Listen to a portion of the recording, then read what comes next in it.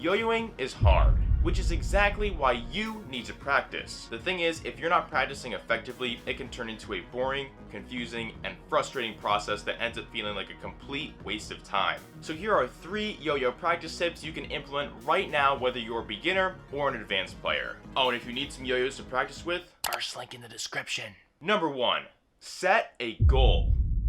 Having a goal will give you motivation to practice, and it's something you can fall back on if you're unsure of what to practice. I know this all sounds pretty obvious, but a lot of us neglect the importance of setting a goal more than we realize. Or we'll just set a generic goal like get good. However, generic goals like this lack definition and make it difficult to track your progress. For example, what does get good even mean? Is it being able to walk the dog, land a trapeze 5 times in a row, placing top 5 at a contest, landing a 6.5 hook, becoming a national champion? Becoming world champion? How do you know you've gotten good if you don't even know what getting good means? When you set a goal, it needs to be both specific and realistic.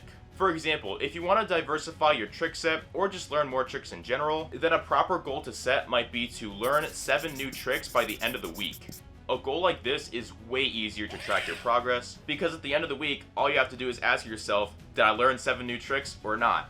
If you did, congratulations, you succeeded. And if you didn't, then you failed. But if you don't like failing, you need to set yourself up for success. Which brings us to our next point. Number 2, eliminate distractions. If you're in the midst of practicing to hone your yo-yo skills, but you're also eating a snack because you got a case of the munchies because you spent 2 hours trying to pick out the right song to practice to, plus you've got the TV going on in the background, and your phone is going off every 2 minutes because all the babes are trying to hit you up, you're gonna get distracted. And before you know it, your attention will be on everything but the yo-yo. Fortunately, solving this issue is super straightforward. Step 1. Figure out what's distracting you. Step 2.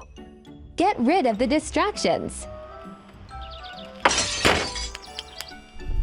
It's that easy.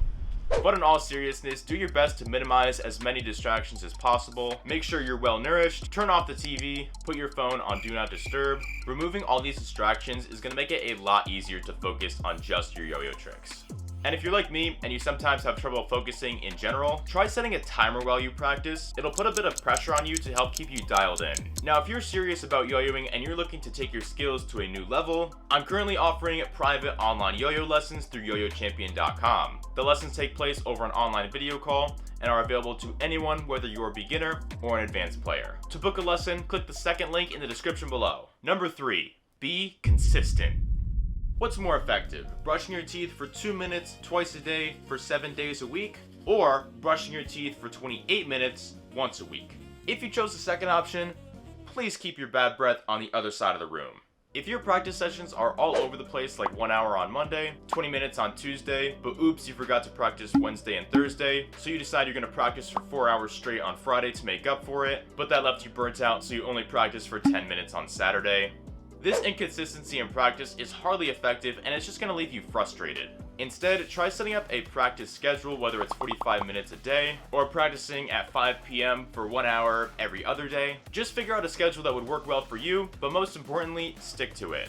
Also, if you're scheduling your yo-yo practice sessions in advance, then it'll make it a lot easier to work your goal into your practice sessions. Practicing consistently is hard, and I myself have definitely been guilty of not sticking to a schedule. But when it comes to developing your yo-yo skills, remember, it's not a sprint, it's a marathon. So stay disciplined and consistent because that is what is ultimately going to benefit you the most in the long term.